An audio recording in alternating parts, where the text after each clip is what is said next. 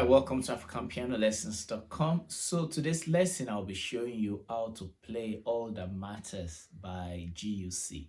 It's a very simple song and it follows like a very common progression 1 4 1 5 that we hear a lot in a lot of African music. And I'll also be showing you, we'll be beginning to look at things you can do for passing chord,